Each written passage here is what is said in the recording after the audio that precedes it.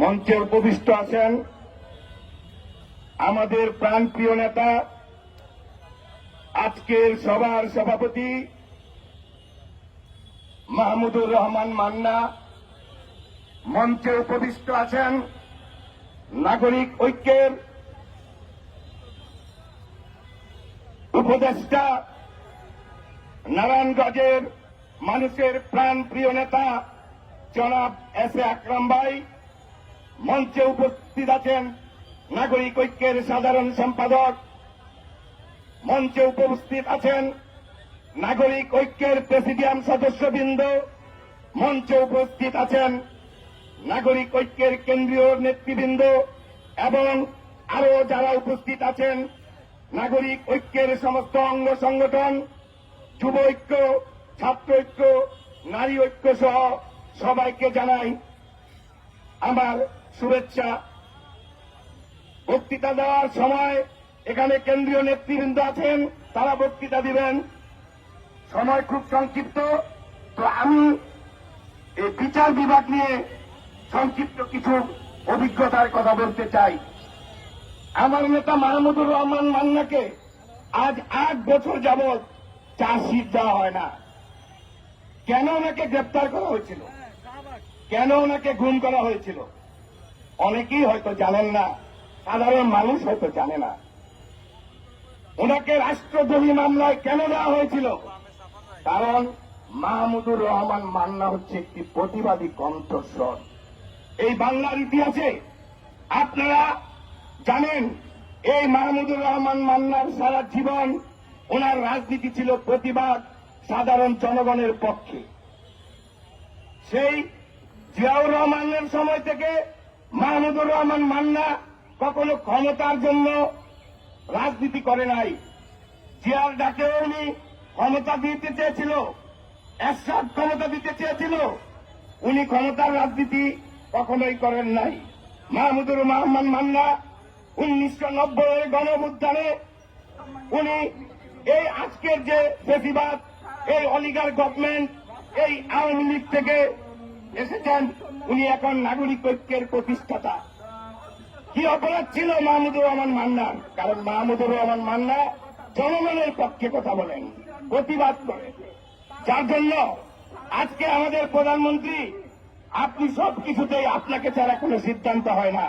এদেশের সংবিধান, রাষ্ট্রপতি নির্বাচন, কোনো কিছুতেই কোন আইনের শাসন নেই, কোনো কিছুতেই গণতন্ত্র নেই।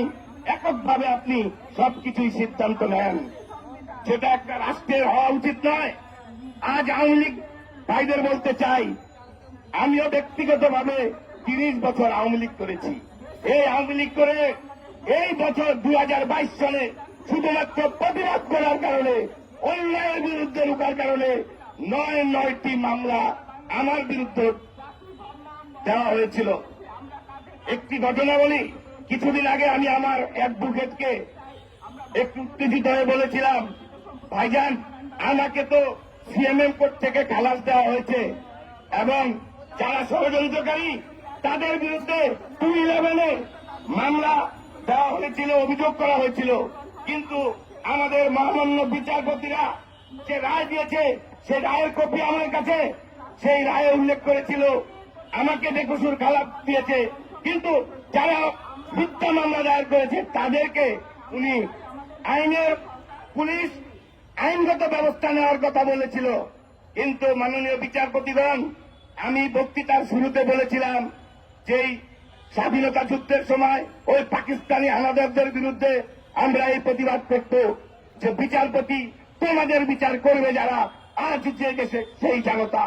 এই স্বাধীন বাংলাদেশের সম্মানিত বিচারপতিদের বলতে চাই, আপনাদের বিরুদ্ধে কথা বলা যায় না, কারণ হয়তো আদালত অবমাননার মামলায় ধরে নিয়ে যাবেন। কিন্তু আপনারা দেখেন বিচার বিভাগে কি হচ্ছে, মিথ্যা মামলা দিয়ে। আজকে আমাদের 3 বারের প্রধানমন্ত্রী খালেদা জিয়া, ওনার যে রায় হয়েছে, সেই রায়ের কপিটা এখন পর্যন্ত আমাদের বিএনপির আইনজীবীদের হাতে মনে হয় নাই। কারণ এক একজন এক এক কথা বলে। আইনমন্ত্রী এখন বলছে খালেদা জিয়া মুক্ত স্বাধীন, উনি নির্বাচন করতে পারবে না, রাজনীতি করতে পারবে না। আসলে কি করতে পারবে? সেটার ব্যাপারে কোন সুস্পষ্ট নির্দেশনা কারো কাছে নাই। তাই পরিশেষে বক্তৃতা দীর্ঘায়িত করবে বলবো না। আজকে শুধু মাহমুদুর রহমান মামলা বা দেশের সাবেক প্রধানমন্ত্রীরা বিচার পায় না, শুধু তাই নয়, সাধারণ জনগণ যারা প্রতিবাদ করতে পারে না, ঘরে ঘরে ঢুকে বিভিন্ন অভিযোগ দিয়ে মানুষকে ধরে নিয়ে হয়রানি করছে। আর ওই বিচারপতিরা কারো নির্দেশে শুধু হা মঞ্জুর আর না মঞ্জুর এই দিয়ে জেলে পাঠিয়ে দেয়। সুতরাং আজকে সময় এসেছে এদের বিরুদ্ধে এই প্রতিবাদ, সরকার এই অলিগার গভর্নমেন্টের বিরুদ্ধে এদেরকে ক্ষমতা থেকে নামানোর সময় এসেছে। এই বলে আমার বক্তব্য শেষ করলাম। সবাইকে ধন্যবাদ। ধন্যবাদ। বক্তব্য রাখার জন্য অনুরোধ করছি।